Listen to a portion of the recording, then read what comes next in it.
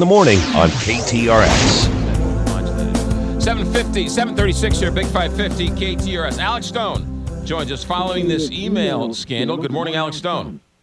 Hey, good morning, McGraw. Yeah, this thing just continues to grow. We just heard from the Kremlin, and the Kremlin saying that this whole thing, the allegations against Russia are absurd. They say that this is an attempt to use, and they say it happens every time there's a U.S. election, any sort of campaign going on, but to blame the Russians for things that they claim they had nothing to do with. But we understand from the FBI and from sources that the indication is that this thing emanated from Russia, and now it just seems to be getting deeper and deeper every day of that we're here in Philadelphia and even before when we were in Cleveland. Yeah, so not only that, but WikiLeaks is involved in this as well. We know, so WikiLeaks released it, and they're not saying where they got the emails from.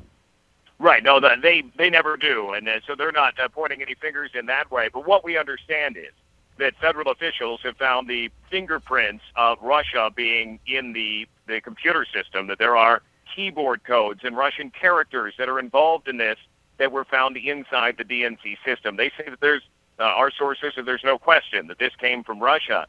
But the motive now, federal officials are telling us they believe that this was a blatant attempt to try to influence the presidential election. Now, the Democrats will tell you that's because the Russian government wants Donald Trump in office. Donald Trump calls it a conspiracy theory and says the whole thing is absolutely crazy, and it gets very partisan at that point. But it does appear, at least, according to what federal officials are telling us, that they believe that for whatever reason, this was an attempt, and it was released at this time to influence the presidential election. Well, it even gets stranger because Donald Trump's campaign manager, Paul Manafort, has had some dealings with the Russian government, and some, including ABC's own Trey Harden, has sort of implied that there might be more of a connection than we think.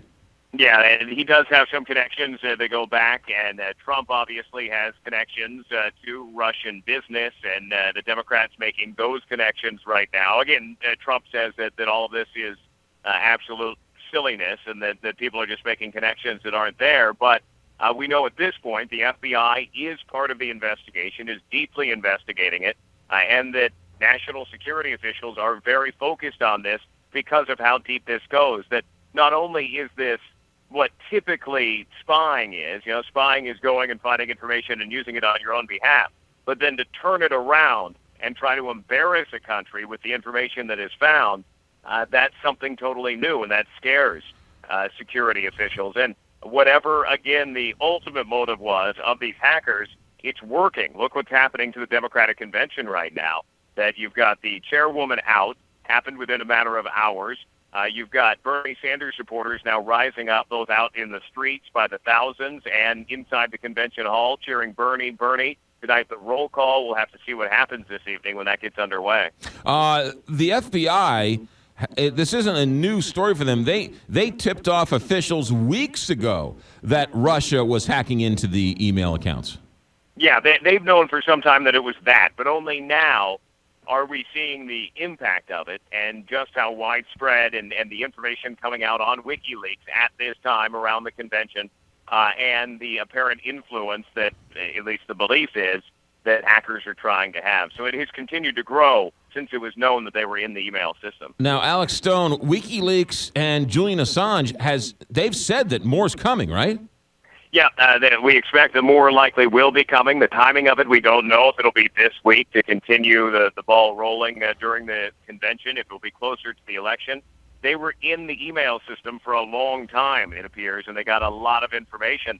No doubt there are some scared folks within the DNC. There's no indication that anything against the RNC is coming out or any other organization. It would seem it's going to continue to be DNC information. Why was the DNC computers, I mean, was it so easy to be hacked, or is that how good Russian spies are, or how could by all indications, this was some good hacking, that there was security in place, but they were able to get bugs in the system so that they could watch the email traffic for some time. And I mean, quite honestly, you hear about major corporations getting hacked, and the DNC is a major political party, but how secure their systems were isn't totally understandable right now. But we do know that they had to use fairly sophisticated equipment and software to get into that system.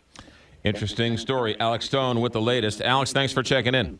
You got it. Thanks, McGraw. Have a great day. You got it. 641 here, Big 550 KTRS. With all due respect to Mr. Trump, how does Mr. Trump know or not know if Russia is behind the email hack?